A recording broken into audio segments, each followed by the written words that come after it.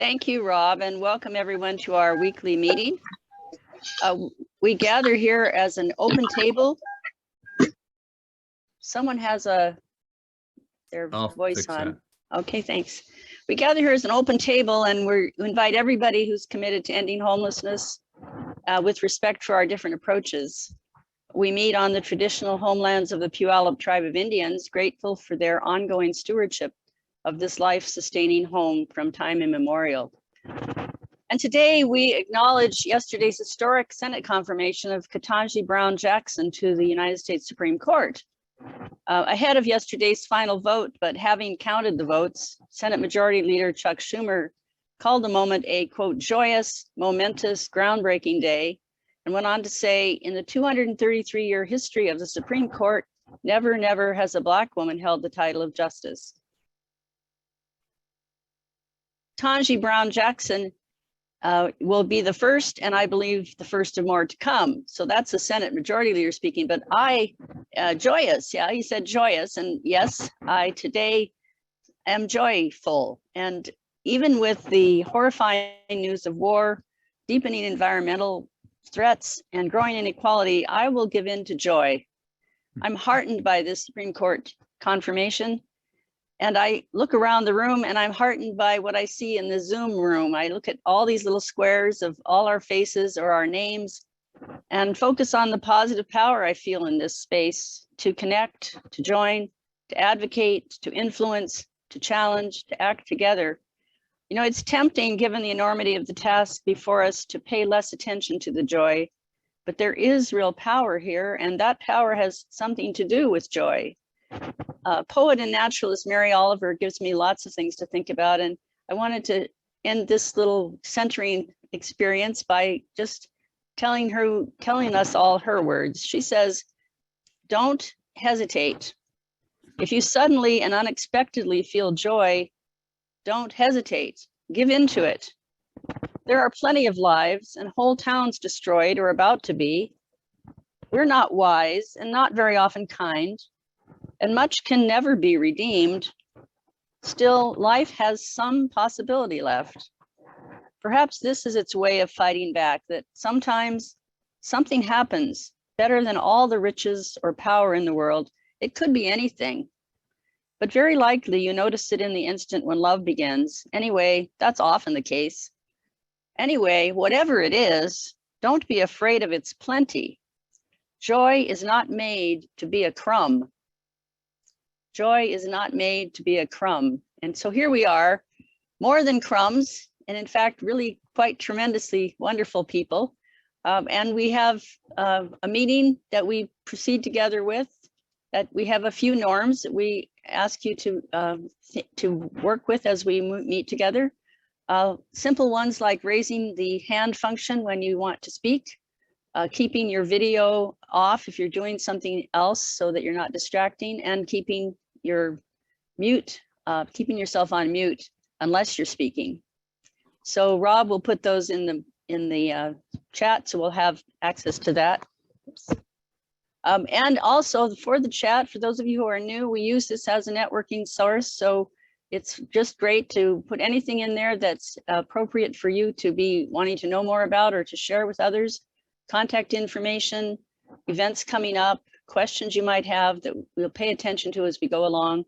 And so please do that. And we ask for respectful conversation. The norms for our community are to be sure we speak up, but also stand back. If we speak, give other folks a chance rather than take up too much space ourselves, and use the chat for more extended conversations. So with that, I'd like to welcome anybody who's new or returning to us after being away for a while, to just announce that you're here. If you're part of a group, let us know what that is so we can make networking activities with you later. So anyone who's new can either raise your hand or just unmute and speak at this time. Hi, I'm Andrita Armstrong, and I am the Human Rights Manager with the City of Tacoma. Typically, my staff, the HUD investigator would come and participate and listen. However, he just transitioned to another job. And so I'm here now, and I hope to be joined by the new HUD investigator. So thanks for all of your work. And it's just a blessing to be a part. Thank you. Well, welcome, Andrita. We'll be happy to have you here as often as you're able to come. Thank you. I'm Cece Mendoza. I'm from MDC, and I'm back. Cece, that's terrific. I'm back. It's wonderful to have you back. That's great. Thank you.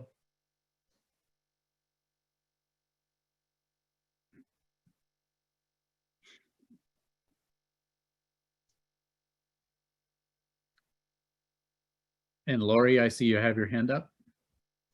Hi, good morning, everybody. My name is Lori Reese. I am the Workforce and Economic Development Coordinator for the Pierce County Library System. And it is my first time joining this meeting, and hopefully I'll get to talk to you guys some more in a little bit. Thanks for having me. Welcome, Lori. This is a wonderful resource. Thank you so much for coming.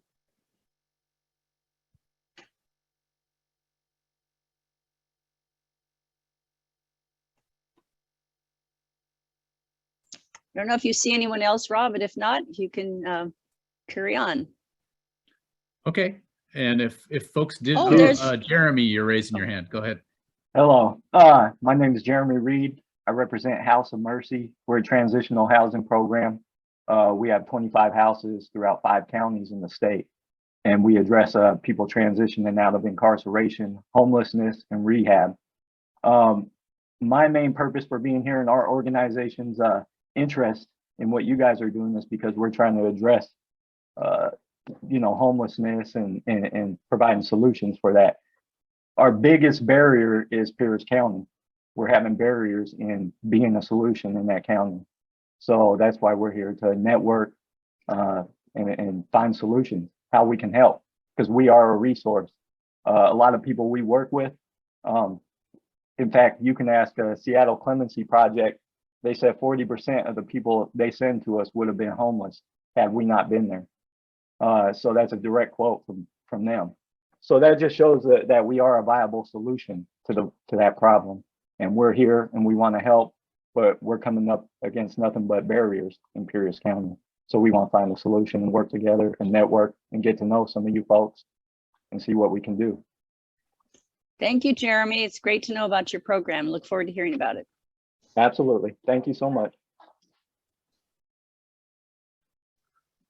All right, so I'm not seeing any other hands up at the moment. If you didn't get an opportunity to introduce yourself or you'd like to do so in the chat, please do use that. Just as Rosemary said, we use our chat as a resource. It's posted on our website at pchomeless.org so that we can go through that for the valuable information that people share, including their contact information if they're new to the organization. So please utilize that. Let's shift to our regular standing item every week. Oh, Toroid, I see you have your hand up. Yeah, I had a partner in a waiting room that was trying to get in. I just wanted to make sure. Oh, I didn't. Huh. I don't think we have the waiting room enabled. Garrett will check into that and see see what's going on. But they should be able to get in. I had sent them the link. Do they have to register? I had sent them the link. Do they have to register? Yes. Or can I just... Yeah. So there's just a simple registration link on the website. Okay. And that'll get them in. I'll find it and send it to them. Okay. No problem. Thanks.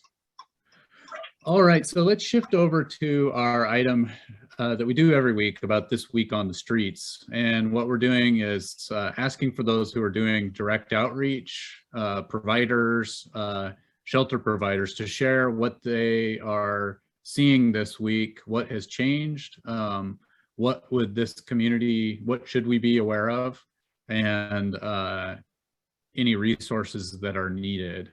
So I'll open the floor, just use the raise hand function, or physically raise your hand. And I see Monique can get us started. Good morning, everybody. It's been a while. Can you hear me? We can. Okay, terrific. I'm using a headset because I've got some work going on upstairs. So if you hear some knocking and banging, that's the floor, folks. So Bob Hope's Veterans Village. We are getting close. We got the water in yesterday. They're finishing up today. We still do not have power. However, we have all 25 tents up. They'll have cots in them, chairs in them. The little nightstand dressers will be showing up this week. And we're just about ready. We had an unfortunate mishap when the windstorm happened. So the $800 kitchen tent that I purchased is no longer in use, we'll say. So a 20 by 20 is now like a 20 by 10.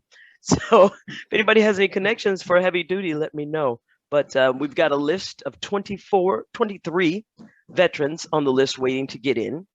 And so we're just waiting for the power.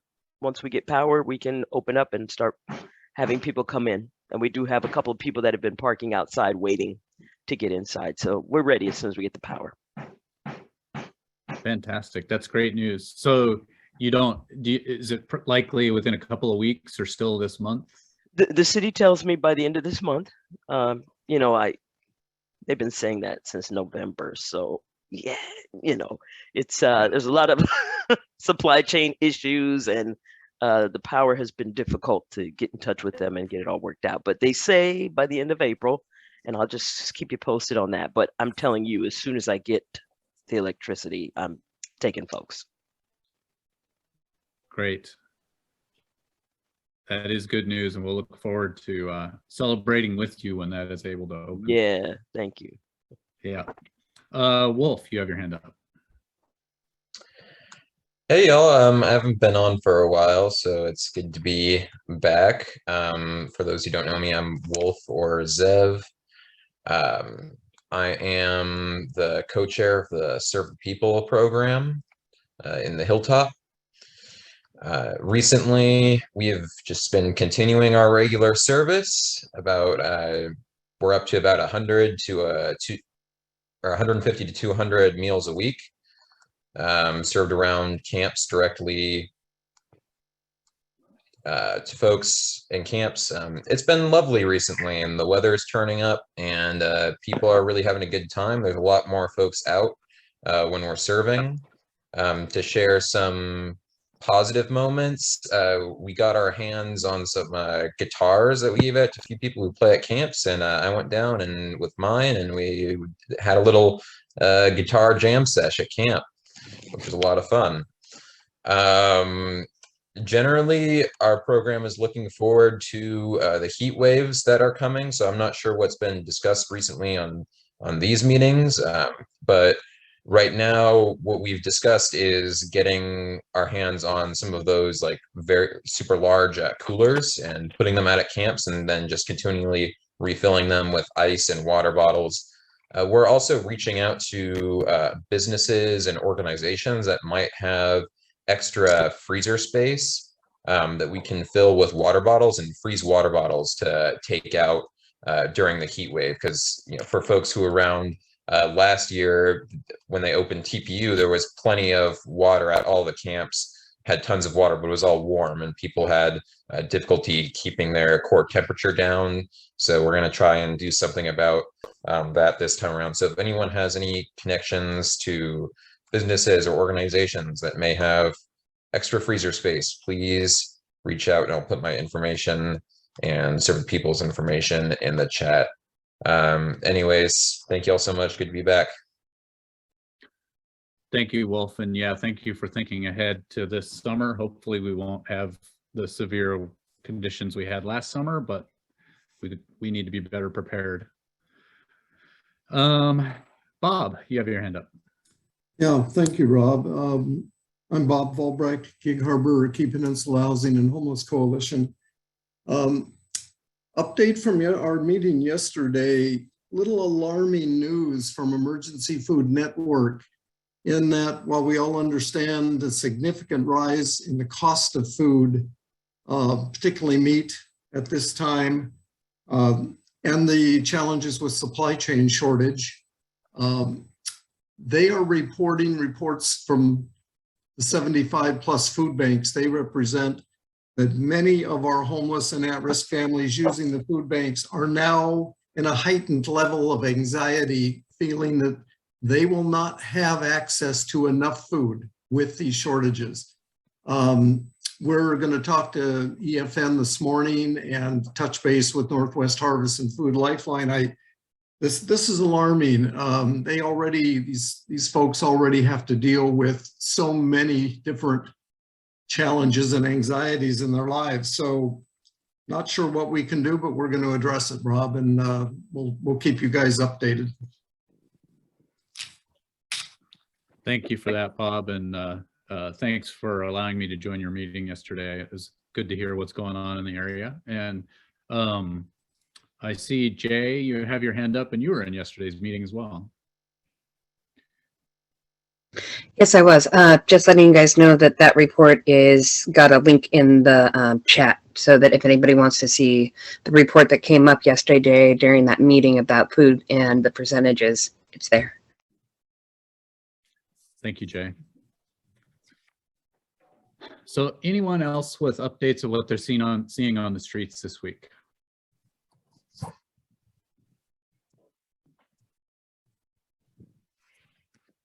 I will share an anecdote from my neighborhood. So I have not received any notifications from the city of Tacoma this week of new impending sweeps. However, I do know that individuals are periodically being moved around after being contacted by city staff. That took place along North K Street earlier this week, where a tent moved roughly a block from where it was before. The only reason I would bring this up, it's happening in neighborhoods all across the city, but I am seeing people on Facebook talking about organizing harassment campaigns to try to move people out of the neighborhood. Things like showing up with air horns and blaring them at the tents, that kind of behavior. So if you see or witness that kind of thing, can you let us know? I think there may be some work that we'll need to do to try to bring down the heat in these kinds of situations so that we don't end up with a confrontation. It's one of the ongoing worries I have. So I thought I'd just share that. Patricia, I see your hand up. I just wanted to share that you might see more people, I mean, not just because of the weather out and about, but those that are vehicle residents are like leaving their cars and going to get like their supplies versus driving, just because of the cost of gas, just saying. All right, thank you. Yeah, that's a great point too, Patricia. All right, so let's shift to our first presentation of the day, and I would like to welcome Kendra Jenkins from Altheimer Memorial Church. Kendra, would you like to share in our community spotlight a little bit about what's happening at the family shelter? Good morning, everyone. It is a pleasure to be here. It has been a while also when I have been on with you all. I know I've had to, was asked to present about the shelter, I think it was over a year ago. So many of you may not know. And a lot of people say they have never heard of us, didn't even know we were here. But I am Kendra Jenkins. I am the administrative assistant, the intake coordinator, the data entry, and the shelter that we have is actually called the GMAC Family Shelter, which stands for Give Me a Chance. And we opened in February of 2020. So lucky us, we came in right before the pandemic hit. So we were initially going to just be a 12-hour overnight family shelter, but of course with the pandemic hitting, we ended up going 24 hours, and we have been 24 hours ever since. So we are very small. Our capacity is 10 families, and so because of that, our availability for rooms does not come around very often. And a lot of that is because our families, once they come to us, they really don't transition from us until they have actually found housing. And what we have found since we've been open is that we have several families that just need quite a bit of time to get to the point to where they can get on their feet and actually get into their own places. We had one family in the beginning, the mom actually had to have brain surgery. And so it took her over a year to actually fully recover, but they are happy to report they are both working now. They do have their own place, and so they will frequently come back. One thing I can say about us, because we are very small, a lot of our families tell us that it becomes to feel very family oriented. They really do bond. They really do feel like family, to the point to where we've had times when the families transition out, the kids are crying and the parents are like, we really don't want to leave, because our residents and our families really do bond like family and keep in touch. We do have a lot of our former residents will come back and visit. I've got one, she has a standing visit every Wednesday. I know on Wednesday evening when she gets off work, she's gonna come by and she's gonna chat with me and just keep me up to date with what's going on with her. So we really wrap our hands around our families, and we really do treat them like family. And they say that's one of the things that they like about us. So because of that, a lot of what we offer it fluctuates, because of course with us being new and having gone through this process now for 2 years, there's some things that we didn't realize families would need, or there's things that we didn't offer in the beginning that we do now. So now we have the things that we offer is we do have laundry service on site. We have internet capabilities throughout the building. We have a cable TV in our common room.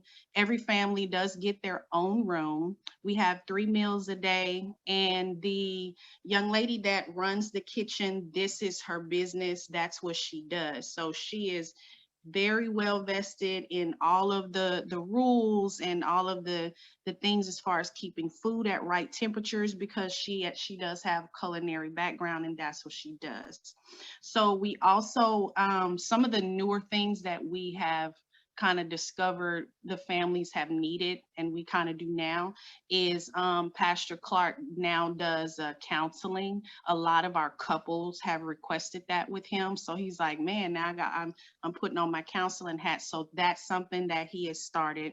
And we also started last year a finance class to all of the residents. I teach that.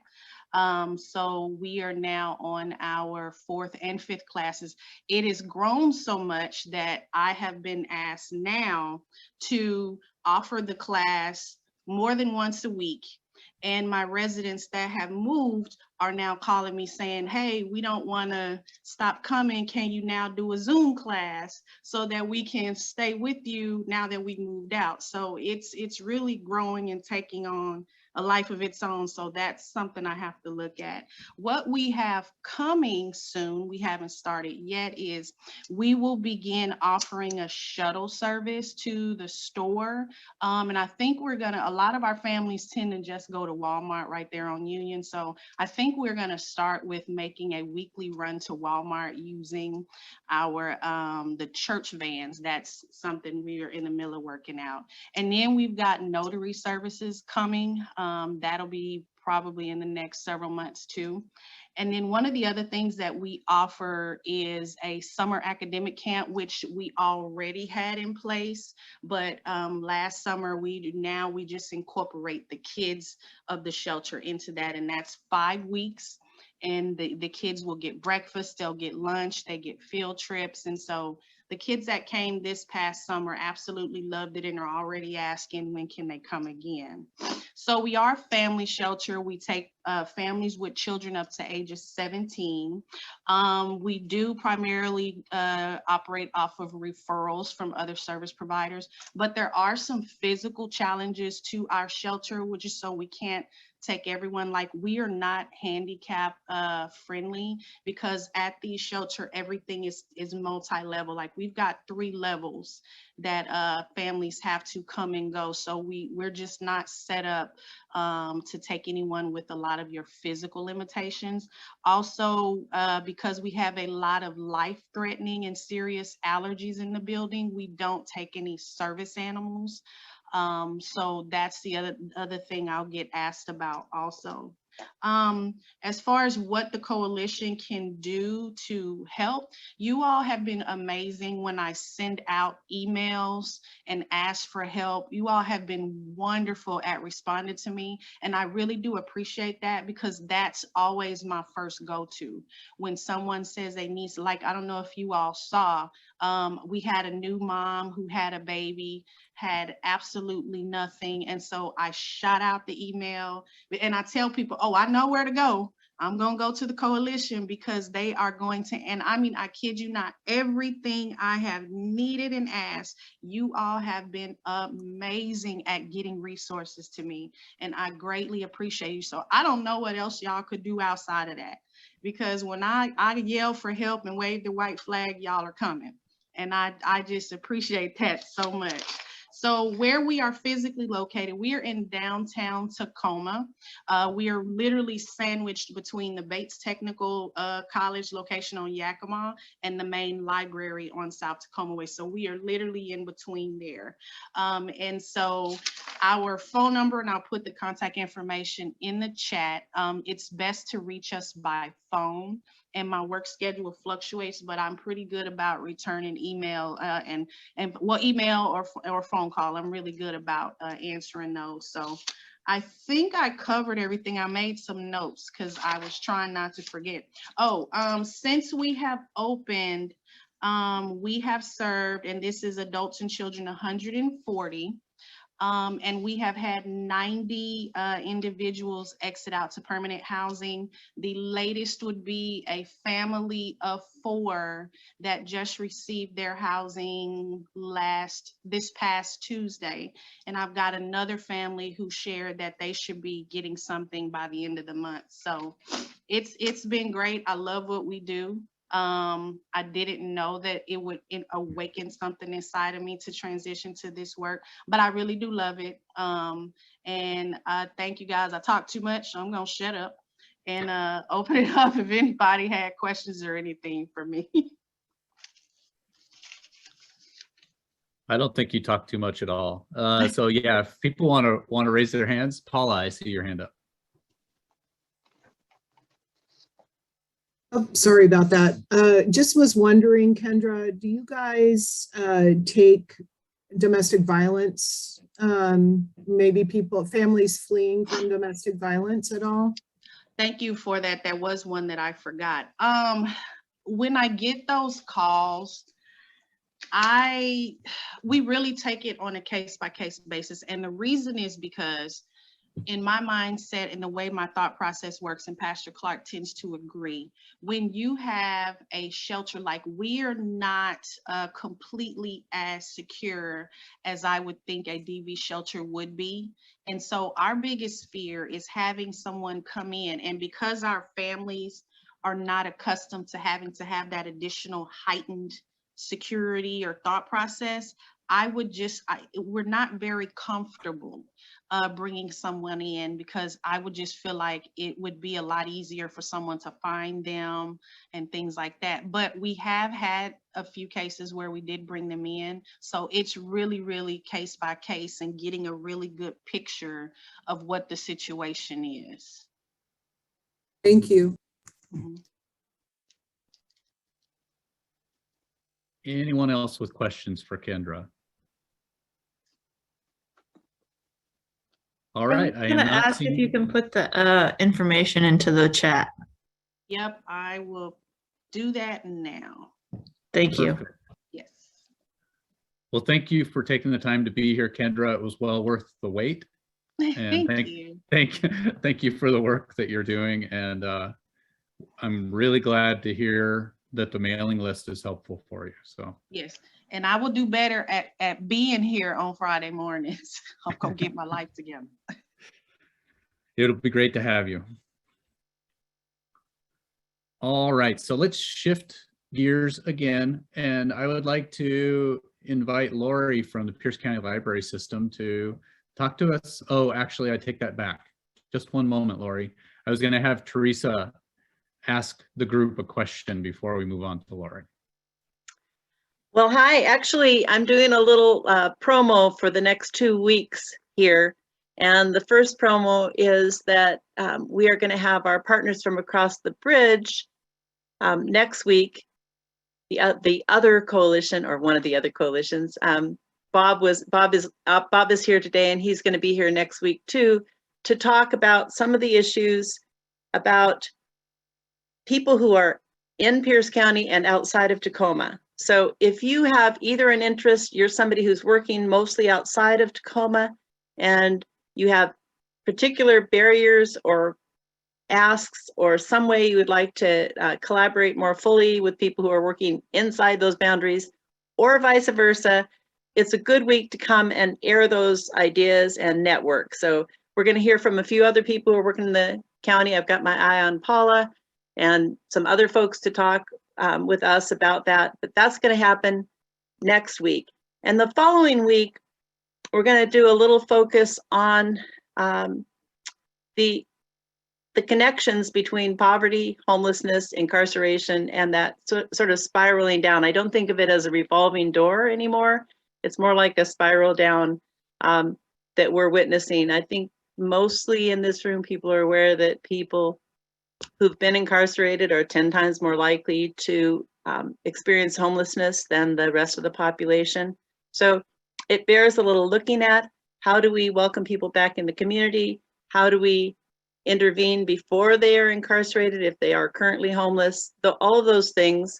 And so we're going to have some folks, including some folks from the House of Mercy, who you just heard a little blip from this morning too, come to talk with us then, and we're going to have a discussion about that during our breakout. So if you have deep connections with any of these things, please be in touch with me. I'm going to put my email in the chat there, and let me know if you either think there's somebody we really ought to contact to ask them to come and do a little spot during one of those 2 sessions, or if you yourself have something you'd like to offer around those topics, or you have questions that you want to make sure we address during those 2 meetings. Put them in the chat, please, or email me, and you are welcome, welcome, welcome to come and join us. Thank you, Teresa. And let's shift now over to Lori to talk from the Pierce County Library System to talk about a new digital literacy tool. So Lori, you have the floor. Thank you so much. And thank you to Rob and Garrett for working to get me in to meet with you guys. One thing, Lori, your voice is a little muted. I don't know if that's something that you can fix on your end. Yeah, let me see. Hold on. It's just a little muffled is all.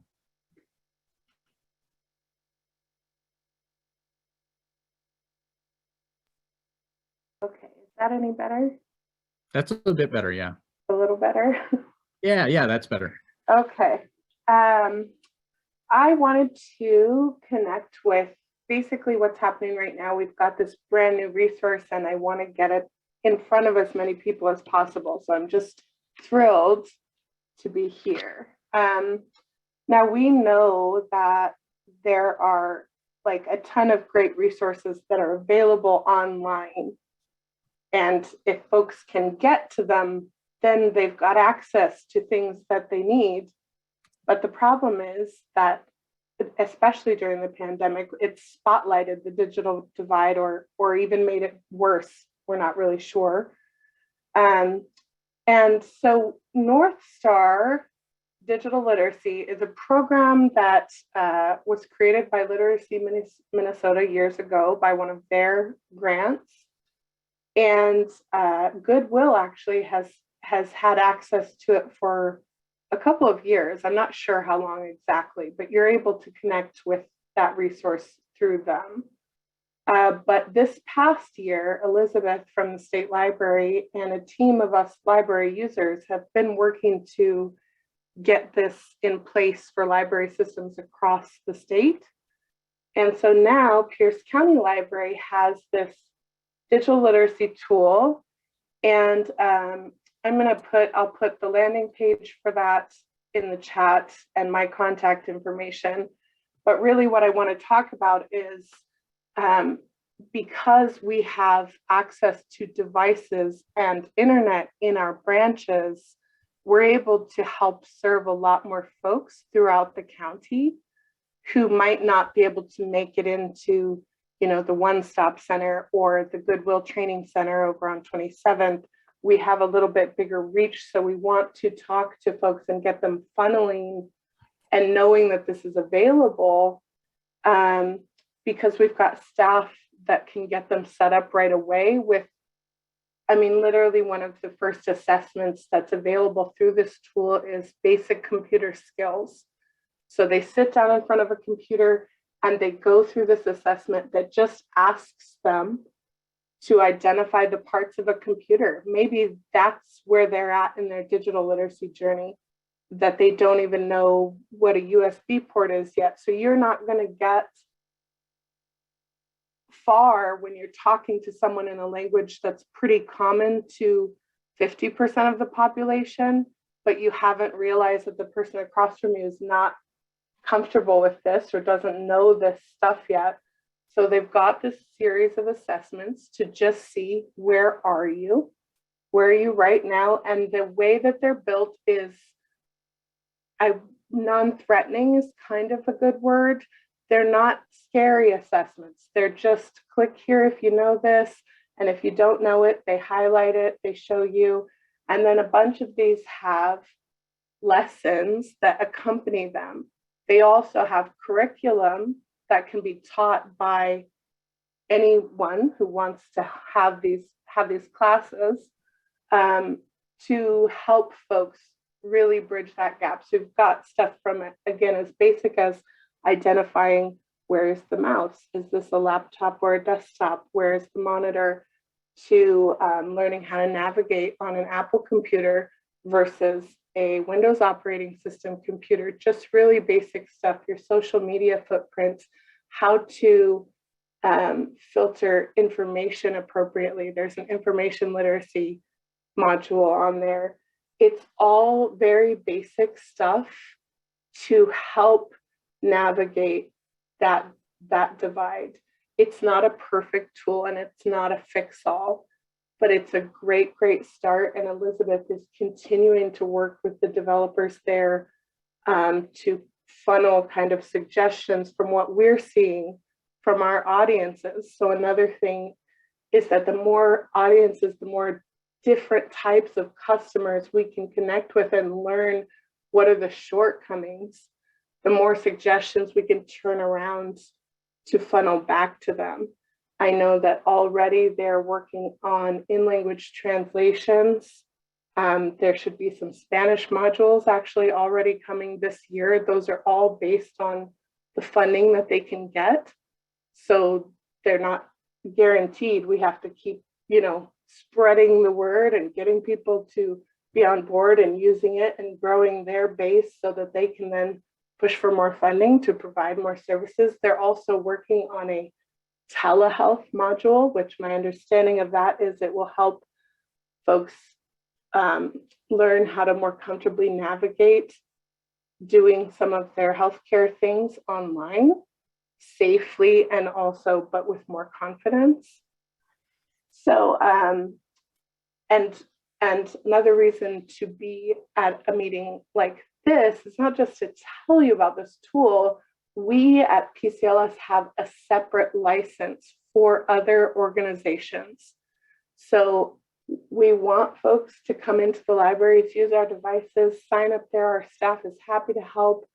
But also, if your organization is interested in having this yourselves, we have a paid for license that we are happy to bring you on board as proctors. You have access to all of the curriculum. That way you can view your own learners' progress, your own customers, see how they're doing, see where they're at. Maybe you're hoping to help them navigate some of their challenges by kind of having some benchmarks for them to pass. One of those could be, hey, let's do 3 assignments as part of what we're working toward. Let's do 3 of these assessments. We'll do a basic computer skills, see where you're at, something like that. And so if you guys have more questions about that, you want to learn more about what does it look to be a proctor, again, I'll drop this stuff in the chat. There's more to it than this. I don't want to take up any more time, but I just really feel like between all of our reach, here's one more tool in this tool belt that we could get out there and get folks a little more comfortable. The myriad resources that are available online are no good if we don't have access to broadband, if we don't have the device, and if we don't have the skills. So this one is trying to address those skills, and there are millions of dollars right now to access the broadband or to address the broadband and device issues.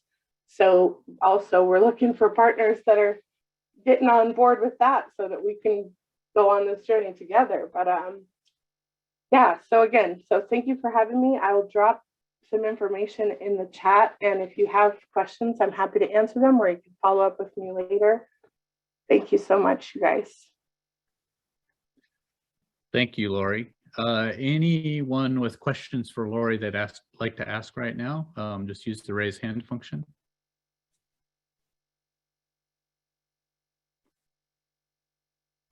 All right, I'm not seeing any questions.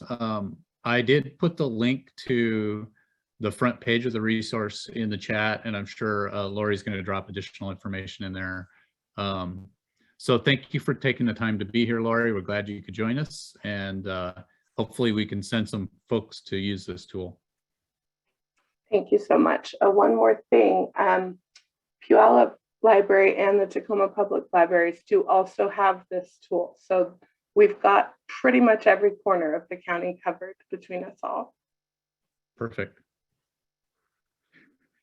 Thank you again. And let's shift to our next item on the agenda. So the next item, we're going to do a quick update on the Pierce County Comprehensive Plan to End Homelessness. Garrett, I know that the advisory committee held its first meeting on April Fool's Day. Not that there's significance to that it was on April Fool's Day. What do you think we should share from that first meeting with the advisory committee?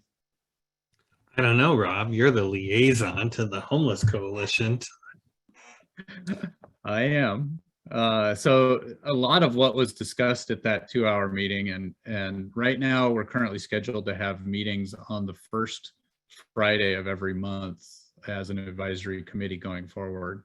But what was shared was an overview of what was actually passed. And then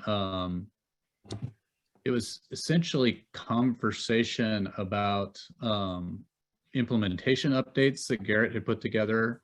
I know he shared the packet with the entire coalition last week ahead of the meeting. There was an overview of the charge of the advisory committee, and then discussion of the unified regional approach, which is the first of the 6 goals in the strategic plan.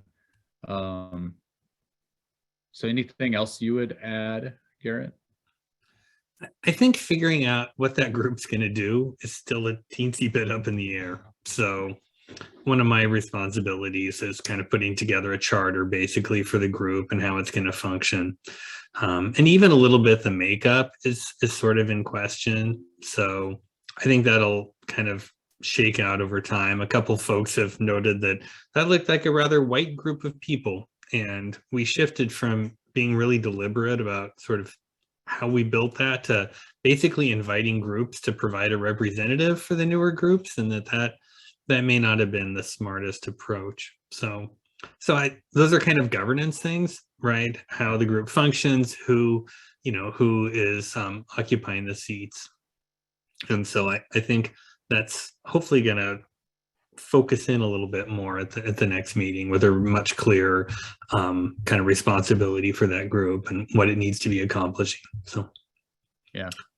And there were a couple of points where there's action coming around that unified regional approach.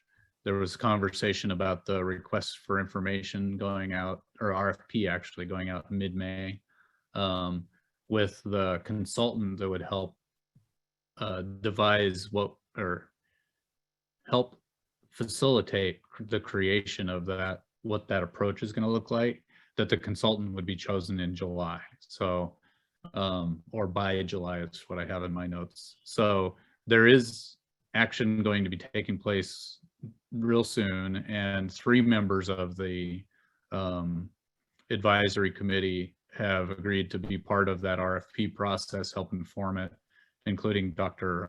Lamont Green from the committee. So any questions about where things stand right now in terms of the comprehensive plan, Jay? More with the comments that are allowed from the public and otherwise, when are those submittable? Like, when's the final date of each month to turn those in? That is an interesting question.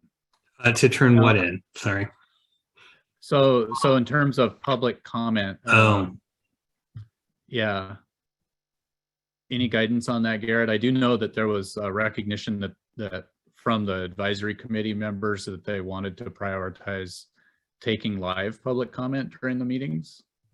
Yeah, so I would say if you can get any public comment in before the actual meeting starts, then we'll certainly provide an overview. If you aren't providing it in person, then we'll definitely, make mention of the content that was provided prior to the meeting. I'd say 9 a.m. on Friday morning would be plenty of time to make sure that could be included. But again, I think we'll be doing at least 1 round of public comment. I'm not quite sure. We talked a little bit about if we're making decisions, making sure that we have it around those decision making. Like when I run the Transportation Commission, we always do public comment at the start of the meeting for anything on the agenda that we're making decisions about, really anything on the agenda. And then at the end, we have an open public comment for things. So I think we'll take probably an approach that has to do with how that group needs that public comment during the meeting. All right, thanks. All right, so let's shift to take a quick look back. I'm glad Timothy's here to take a look back at last week's breakout conversation. We're going to move toward doing our breakout conversation for today, which will be a little bit different, and I'm sure we'll have a lot of energy. But Timothy, I can share the document on the screen. Great. If you would like to kind of provide an overview. Yeah, ready to go here. So last week, our discussion question was who should we do? I actually can talk. Who should we be doing outreach to in an effort to continue moving the comprehensive plan to end homelessness forward? And discussion around this really broke out into 2 areas. There's one section that I organized into suggested tactics and tools for community outreach. And then the next section was groups, institutions, coalitions, alliances, people to engage. So to summarize some of the feedback around that, it was noted that there's really a dual meaning to outreach here. There's the outreach to electeds and so forth, really sort of the lobbying side of it to move this forward with policymakers, decision makers, and so forth, electeds. And the community side of the outreach work, and that both of those are essentially relationship focused. Some of the tactics that people talked about, organizing a panel of homeless and formerly homeless people that could go out and do kind of a dog and pony show to various kinds of groups. And something that I've noticed in doing this is that there's always like a million great ideas for organizing projects that somebody should do. And I don't know quite what we do with that. I think that just sort of sits where it is. So there's that. There's the mention of the infographics that were developed by the Safe Shelter for All Committee and really making use of that. And, you know, again, with the public meetings and doing outreach that way, some elected official outreach to talk about some of the work that some programs are doing that they may not be aware of. A cool idea about maybe offering some kind of in-service program for public employees to get them up to speed on this.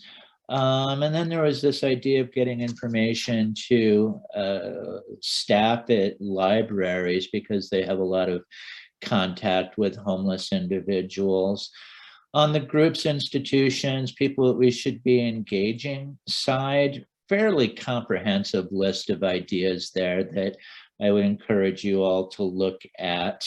You know, engaging the currently homeless population was something that a lot of folks talked about. Labor unions, Chamber of Commerce, coalitions like Compassion Tacoma, Tacoma Safe, various groups. You can go down the list, faith community groups, and then electeds. And oh, cool idea about McKinney Bento program outreach in school districts with you know, sort of a focus on highlighting homelessness within the school system, because of course they count it differently than the federal numbers, and it's sort of a window into the truer reality of who is affected by homelessness and getting folks involved in that conversation. And various, you know, community networks that we could be doing outreach to. So that's the summary. Thank you, Timothy. Sure. So there was a question in the chat about where folks can get this information. Every week, I actually haven't checked the website to see if this has already been posted on pchomeless.org. Yeah. Garrett's been really good about putting this up right after Timothy creates it. So you can actually get a look at it before we do the review if you want. So let me shift into this week's conversation. So we've been hearing some murmurs from folks about talking about when should the coalition return to in-person meetings? When should we return to in-person meetings? And what should they look like? So we're going to do a little experiment here. We are going to open with a quick poll question, and then we'll go into breakout conversations, and we will come back to have a poll a second time and see if people's thoughts have changed. So let me launch this poll and see what folks are thinking about this right off the top. And again, the options here are one in-person Friday coalition meeting per month, one hybrid Friday coalition meeting per month, every Friday coalition meeting being held in a hybrid format, meetings remain online with one separate monthly in-person social event, and then Friday meetings remain online with one separate weekly in-person social event.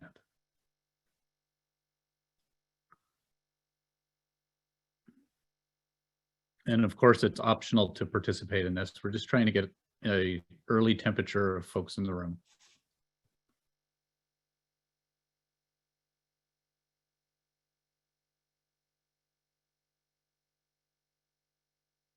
All right, so it looks like about 68% of us, 73% of us have participated.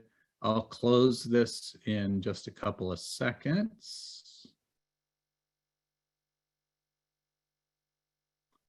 All right. So sharing the results, we have 38% of folks like the idea of keeping the Friday meetings online with one separate monthly in-person event to have that social connection. 23% would like every Friday meeting to be held in a hybrid sort of format. 15% want one hybrid Friday coalition meeting per month. And then 17% wanted one in-person Friday coalition meeting per month. So let me do a quick screenshot of these results, and we can move into a breakout conversation. And the conversation that we wanted to have is just to get people's idea in the breakout rooms of what people have a preference for in terms of these meetings going forward, and the idea of returning to some sort of in-person format. I see Cynthia has asked how hybrid would work, and that is a great question. It's one of those things that we would have to decide, and that's one of the things that could be discussed in the breakouts, is decide what does a hybrid meeting look like? What would we want to set the expectations to be for folks who participate through the online option? How much work, there could be a lot of work that's involved in creating a hybrid meeting that's as interactive as a Zoom meeting, to make sure that the people who are remote have the same kind of access as people in the room. So that's one of those things that could be discussed in the breakout conversation. I just want to make sure it's clear, Rob, that when we're talking about one in-person Friday coalition meeting a month, that would be with the rest of the Fridays being remote. Right. So there's still a little question about that in the chat. So okay, that's good, and I didn't catch that. So what we're going to do is we'll spend 10 minutes in the breakout rooms, and please, if folks could take notes, have somebody take notes in your breakout room, and then drop the resulting notes into the chat at the end. That would be great. We will come back here at 10:10, but I hope everybody has a good conversation about what these meetings could look like coming up, and away we go. Welcome back, everybody. Hopefully that was a fruitful conversation. I do hope that people will drop their information in the chat, and so that Timothy can pull together a summary. I'm sure this will be lively. What I do want to do is rerun the poll that we did at the beginning of the meeting. So let's see if people's thoughts have changed.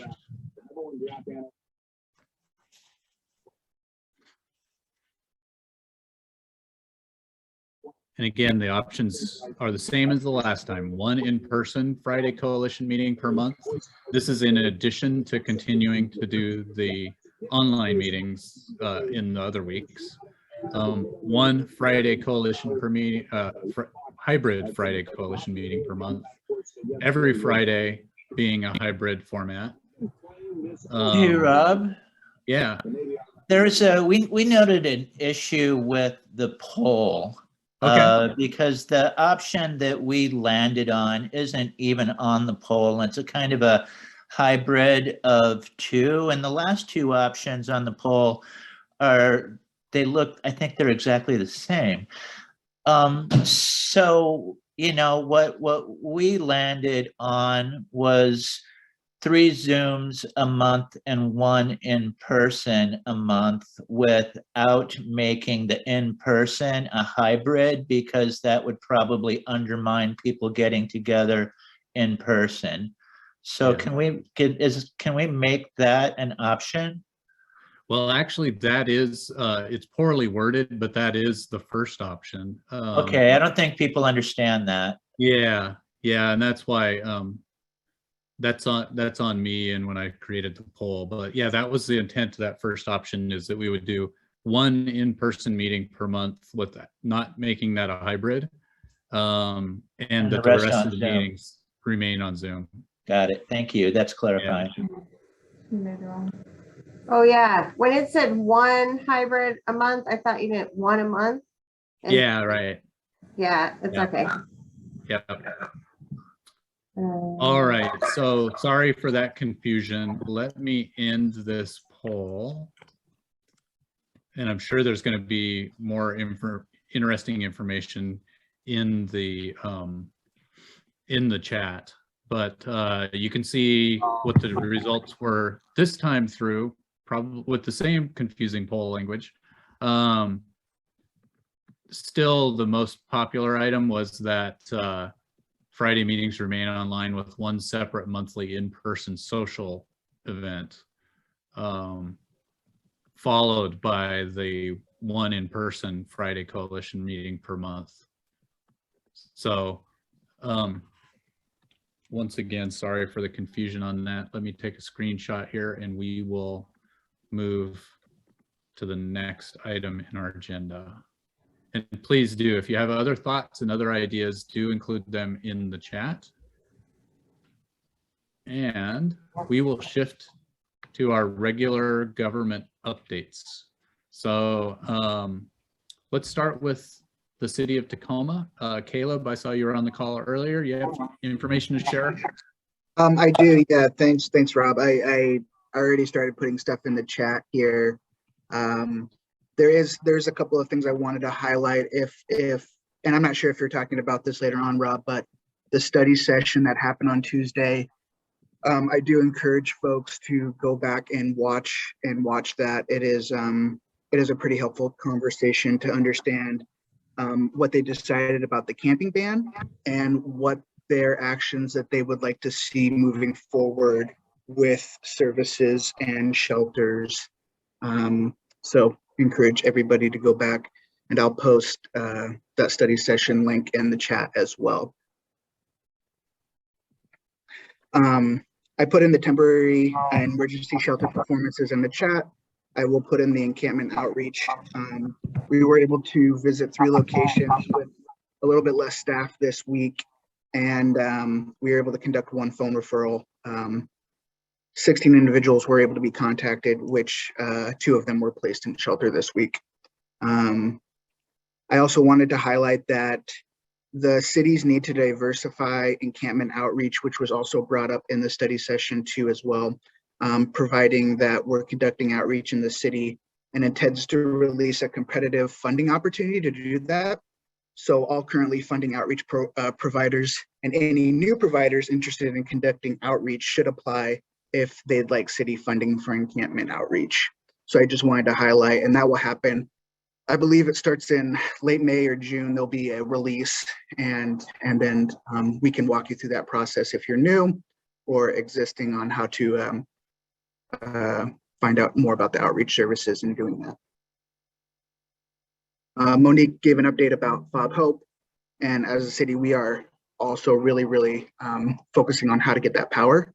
And it's just power and TPU are out a few weeks, and so we have our permanent in and we are ready to dial that up when they're ready to get to that site. And it sounds like that's the last thing that we need to do. I'll just open this up to any questions that anybody might have. I'm not seeing any at the moment. I did. Oh, I see Monique's got her hand up. Caleb, do we need to register somewhere to see that outreach funding when it comes out? Monique, yeah, I've already got you dialed in because I know you asked about that already. So no, you won't need to. It'll be. I will also bring it up again in the coalition meeting when we post it, so that you have access to that announcement. Awesome, thank you. Yeah. Mm-hmm. Thank Ed, did you have, and oh, Jay. Oh, go ahead. Yeah, Jay. So there are a couple of groups that I know of that have been looking to start outreach. Is this for something that they already have outreach enabled or working on starting to? That's a good question. So they're thinking about starting an organization that performs outreach services? There is one that is thinking about doing just that, and then there is another that does speeches and otherwise, but hasn't done outreach, but occasionally would like to or has conceived of doing so. Yeah, thanks, Jay. Yeah, they can actually reach out to me, and we can talk a little bit more about the process and what they're thinking too as well. I'll drop my contact information and have them feel free to reach out to me or yourself if you have more folks, and just to kind of understand the process and what the city is hoping to do in terms of adding additional and diversifying sources. Perfect. Thank you. Yeah. And then Ed. Oh, hi, Caleb. Just a clarification question. You said that your folks were doing outreach this week. Are there any sweeps scheduled? Thanks, Ed, for that clarification. I'm not aware of any encampment cleanups right now that are on the docket. Yeah, That's what we'd like to hear. Good. And Jeffrey. Hello, Caleb. Our church is one of the churches that are supplying food for the Camp Hope on 82nd. What's the chances that the city is going to build some more of those? Because those are really perfect size. They really are ideal. Yeah, I love that question. You go by Jeff or Jeffrey? Jeffrey. Jeffrey, I appreciate that question. Yeah, we really want to be able to see the success in this type of shelter. And I think we are open up to the idea that if there's a lot of success in shelters like this, that we want to be able to set up more that would reflect the need of the people. And so I know that it has been a supply chain issue, and I know it's been a long road to getting this thing done, but as soon as we can get that up and look and track the success of it, and for Monique to be able to just say that she's already almost has 83 folks signed up for that there is quite that need. And so we just want to be able to see that need be able to continue to extend so we can open up maybe more opportunities in the future. And Jeff, I'm gonna be out there busting my butt. I'm sorry, Jeff. I said I'm gonna be out there busting my butt to make sure that it's the best model ever, so we can have more. Bravo, Monique. So, is there plans from the city to follow up on this, or just sit and wait and see how this works for 6 months? When you say follow up, what do you mean by that? Build more. Oh, I see what you're saying. So we have a couple of other projects that I know that are right now on the top of the list. One of them, our shelter expansion.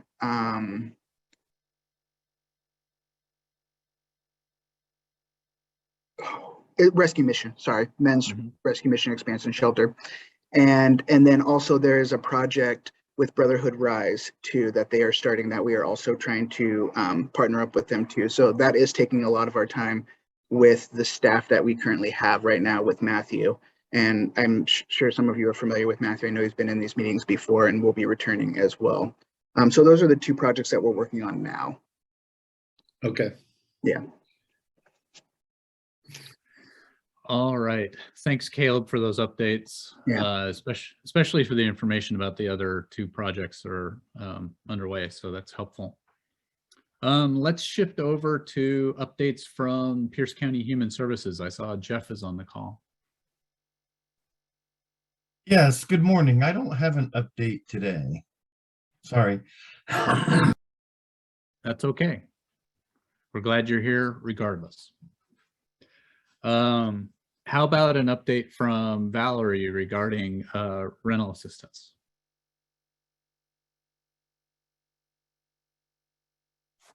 Or did Valerie step away? I must have lost Valerie. She did play something in the chat, Rob. Oh, okay. She says the rental assistant website for upcoming events and rental assistance and Tacoma pro bono, and then she put a link in there. Perfect. Yep, she must have gotten called away to another event, so appreciate that she was able to put that in the chat. Do we have anybody from the, well, let me look here. I'm not sure if we have anyone from the Tacoma Pierce County Health Department on the call with us today to offer an update. Leah, I see you're. I'll actually be filling in today, Rob. Okay. Rachel Hauser here. Thank you. Hi, everybody. Just filling in for Jenny Sheppy. She is out this week. Few brief updates. I'm sure most of you have seen that those that are 50 and over or immunocompromised 12 and older can go ahead and get that second booster. Can always just go on our website to find the closest location to you. Exciting bit of news is our Test to Treat program has recently expanded to all Pierce County residents. So this program is free. It's really just intended to connect high-risk patients who are testing positive for COVID-19 and they lack insurance or they're underinsured or just maybe don't have a primary care provider. This will connect them with a healthcare provider to get the treatment that they might need. So it's really simple. If you test positive, you call a number or you scan the QR code on the flyer that I'll put in the chat, and you're able to have a virtual appointment, either over the phone or like a telehealth appointment. And you speak with a nurse practitioner who just does a bit of a screening with you and will help decide what treatment option might be best for you. So you'll actually receive a prescription for an oral treatment, or you will be referred to a clinic if you need an IV injection. It's really quick. When you call, you get your appointment within about an hour. So it's really intended to get this treatment to the folks who need it most really quickly. As far as our, excuse me, our latest project is called Tacoma Creates, and you might have started to see ballot boxes around town. But this project is really exciting for the community. It was actually a voter-funded initiative. This was on the ballot a couple years ago. So this is voter-funded. And the whole premise is there will be a vote on which $100,000 cultural project you would like to see in your community. So we're focusing on South Tacoma and East Tacoma. Each area will get $100,000 to put towards a arts, culture, heritage, and or science service project. There are projects that have been decided that folks can now vote upon. This was, I think there were like 3,000 ideas that the community came up with, and they then narrowed them down, and there's 3 ideas for each neighborhood. So folks that live, work, play, go to school, have kids that go to school in the 98404 or 98409 zip codes can go ahead and vote. I'll put some more information into the chat so you can see what you're actually voting on. But this is actually funded by, or it's not funded by, excuse me, it's being put on in partnership with the Public Health Centers for Excellence, which is actually a partnership with the Tacoma and Pierce County Health Department. So that's kind of why I'm the one telling you a bit about it. And I think that's about all I have. Any questions? I think I see Alfred has a hand up.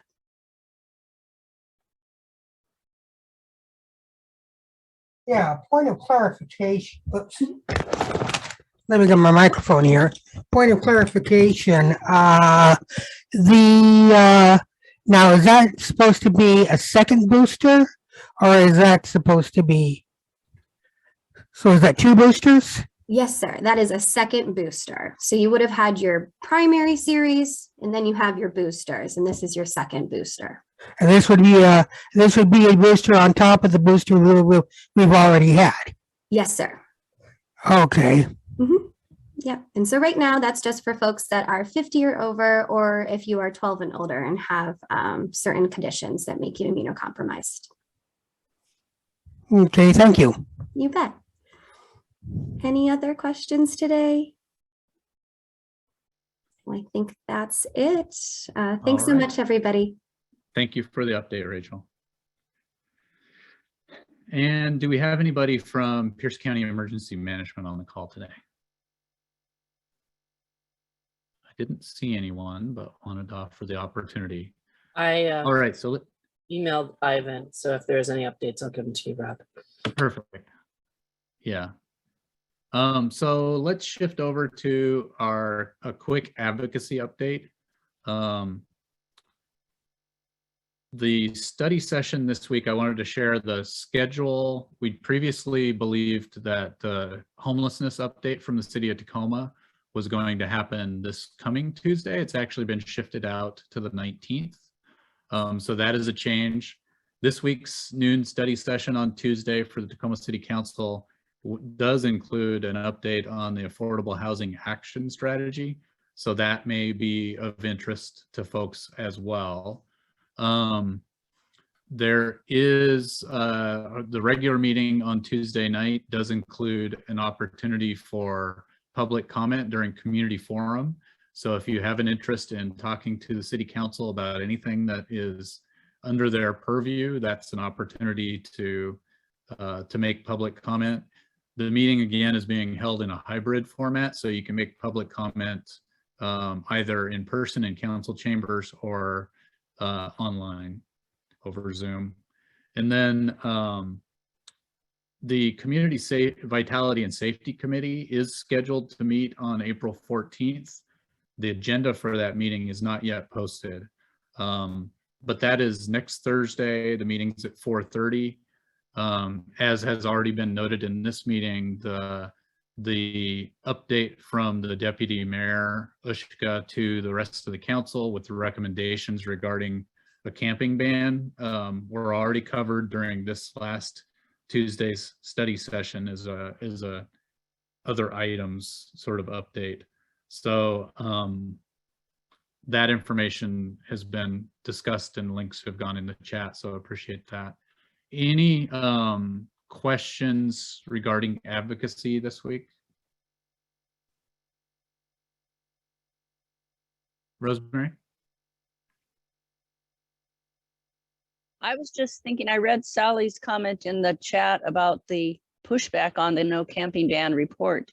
And so I just encourage, I know Ed made a passionate plea last week or somewhere in the last little time of making sure that we let our council folks know when we approve of something that they've done. And since what that committee put forward is really what the coalition's been saying for quite some time, I would just recommend that we all make it a point to let them know they have support for that action. Yeah, that is a great point, Rosemary. It is important to let folks know that we're thankful when they follow our advice. So, and I have seen on social media, especially on Facebook, some real strong pushback on the News Tribune story regarding the recommendations from the Community Vitality and Safety Committee. So I would expect it could be a lively CVS meeting this coming Thursday as well, if they get to public comment. Other items I saw, Paula asked about the, I think it was Paula, asked about this, any news about the safe parking ordinance and when that is going to come to the full Pierce County Council. So the Pierce County Council agenda for next week is not posted yet. It has not gone yet to the full council. I don't know, Garrett, if you're aware of timing on that. 19th, April 19th is last I heard. I haven't checked in if that changed. But. Okay, yeah, so there may be an opportunity for us to make comment on that legislation at that April 19th meeting. And if you've got comments, you can get them to me and I can get them to the people. So there's still lots of time for amendments to happen. If you want to do that in the formal pathway, you can do it at the meeting. You can do it through a pseudo formal pathway through me. Great. And Ed has his hand up. One of the issues with that proposed ordinance is that with 8 cars, there's a need for a permit. And we'd like that changed to an MOU between the county and the organization that is doing the safe parking. So if you have the opportunity, you might want to email the county council members and ask them for that amendment. That amendment goes right along with the language in House Bill 1754 that was passed. And I just think that's one of the things they can do to clean up their proposed ordinance. Thank you, Ed. And Paula has her hand up. Yeah, I just wanted to also add to that, that in the document, the exhibit or for the ordinance that was online on the city council website, it does have a memorandum of understanding with minimum information required. And one of the things on there, which is something that we have been doing with our other sites, is safe parking shall be subject to a sex offender. Anybody wanting to be in safe parking will be subject to a sex offender check by local law enforcement. We are not local law enforcement, but because we are who we are, we've been able to do those checks. I will tell you from having personal experience of working at a police department for 10 years, if you're trying to have a police department do background checks on extra people besides the ones the officers are contacting, it's going to be hard pressed. It should be that is something that should change to reflect the ability of the managing agency to do the background checks or the hosting site. Because if you're a church, you can also do those background checks because there are children around. And so I don't know for sure why they put in check by local law enforcement. So that's just something that stands out to me. Great point. Maybe you can write that up and get it to Garrett. Will do. Pass along. Yeah. All right. So as usual, we're a bit behind on our agenda. If you have additional advocacy questions, please do drop those in the chat. Let's shift over to, speaking of safe parking, the Safe Sites Committee update. Jan? Yes. So Safe Sites, we've talked about the council resolution that basically adopts the language of House Bill 1754 with a couple of caveats. And I'm glad Garrett is willing to act as a go-between between the coalition and the committee working on the language. So let's let Garrett know some of these issues. The permit versus MOU is cumbersome, and the fact that a host site can do their own checking on sex offender background checks is great for the council to know. That being said, the resolution is 6 months only. After 6 months, they are going to revisit the challenges, the barriers, and the success of basically putting a stamp of approval on what the state of Washington has already passed in the legislative body. So let's just stay on top of that. The big thing that we're working on now is what the Emergency Distribution Network.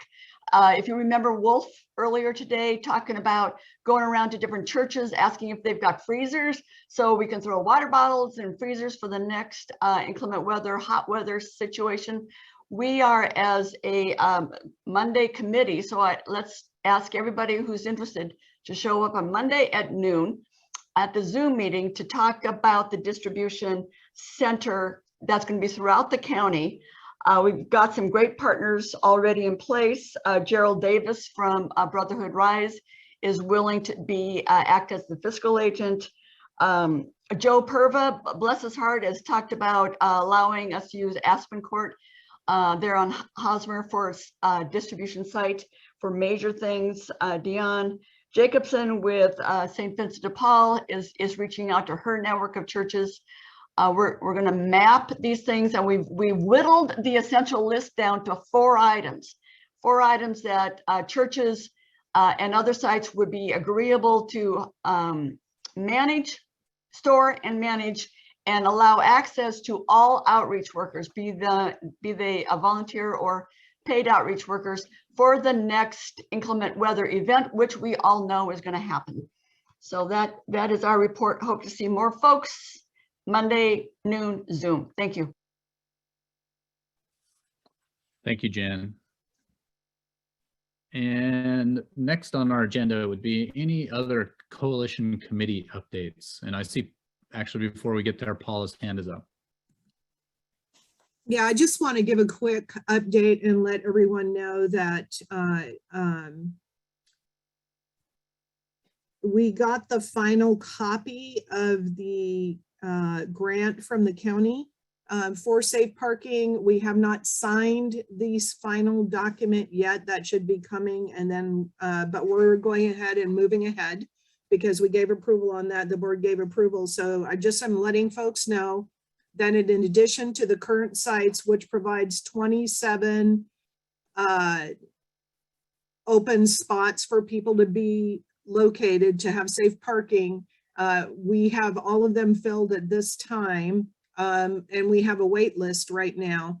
But this week alone, I have spoken with no less than 5 churches that are interested. Some of them are in city limits. 2 of them are in city limits of Puyallup. 1 of them's in city limits of Sumner.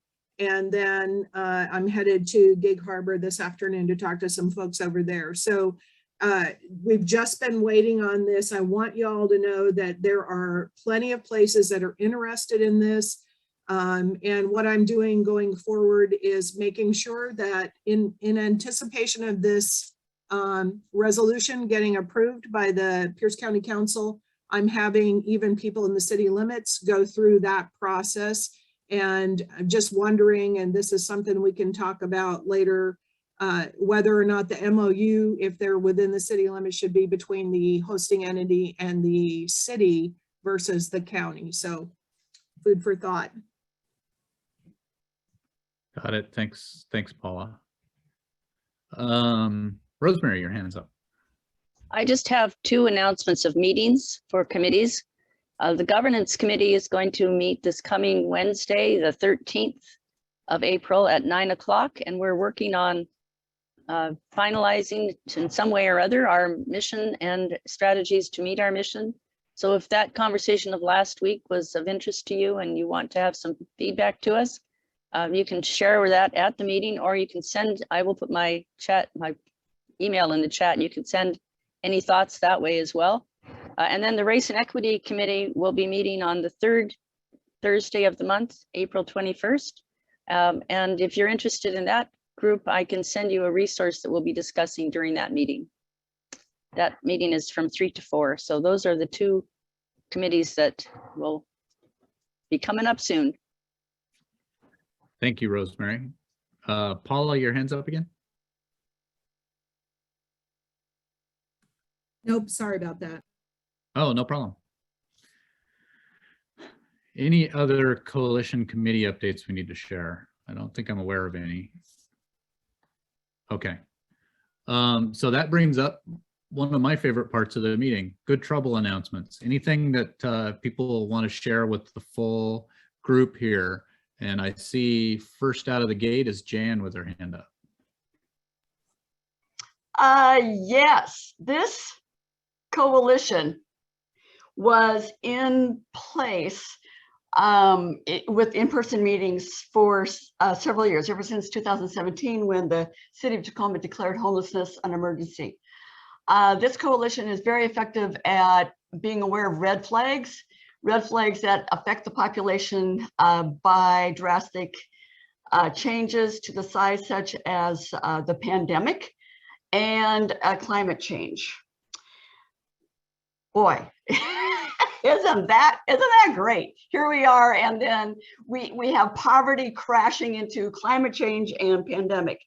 On the issue of pandemic, this coalition has a variety of skills and talents, one of which is people like Garrett, that if there's a grant running around, he will write a grant and get money for a project that is directed at helping this population. Just go figure.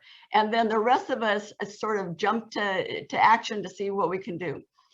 Garrett successfully procured a lot of money to get incentives, $50 incentive cash cards for anybody who is living homeless, who agrees to get a shot to protect themselves and their community against COVID. So that all started in August of 2021. I somehow said I would help on that.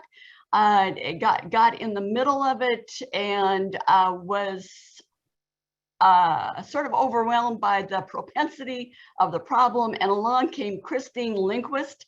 And I'm going to turn it over to Christine now to do sort of a synopsis of what we've been up to. Take it away, Christine. Hey, everyone. So this program that this project that Garrett secured funding for, as Jan mentioned, was a $50 incentive card program to get people to get vaccinated with homeless folks to get vaccinated with an emphasis on people who are living in encampments. So the vaccine project started, the first vaccines were administered September 1st, 2021, and the last ones were administered just this last week on April 6th. And during that time, 426 vaccines were administered and people received incentive cards for those. And 17 people also received incentive cards for having completed quarantine. So 444 total cards were distributed to folks to help keep them safe. And the thing about this project that was just so amazing was is the number of partners involved in this work. So the vaccine clinics themselves were coordinated by Tacoma Pierce County Public Health, with vaccines administered by ambulance, public health, and medical teams international and the Pierce County Medical Reserve Corps. And the vaccine site partners were really varied. We had Altheimer Church, Catholic Community Services, Family Day Center, Comprehensive Life Resources, First United Methodist Church, Greater Lakes Mental Health Care, the Hype Center, Nativity House, New Beginnings, Next Chapter, Pierce County Coffee Oasis, Project Homeless Connect again, RISE, Tacoma Rescue Mission, and then TEMS 3 and TEMS 4. So, so we just wrapped this up and we're just really excited that this was able to happen in Pierce County. Are there any questions? Any questions? Well, I just want to say congratulations for this work. It was really important to get those resources out to encourage folks to get vaccinated. So that's fantastic. It also was good to be able to actually meet Christine in person during Project Homeless Connect this last week. So Michael, I see that you offered an update in chat from Project Homeless Connect. Anything else you would like to share with the group? No? I just want to say congratulations. It seemed like a very well-run event. It was good to see the energy and see people back together doing good work. Do we have any other items for the good of the order?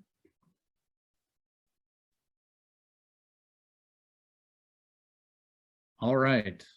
So I also like to carve out time during every meeting for people to offer their feedback on how today's meeting went, as well as to offer suggestions for what we might do in upcoming meetings, including topics for the upcoming meetings. So let's set aside a couple moments for that. Any thoughts on today's meeting? What went well? What didn't go well, other than my horrible poll? And things that we might improve for next week.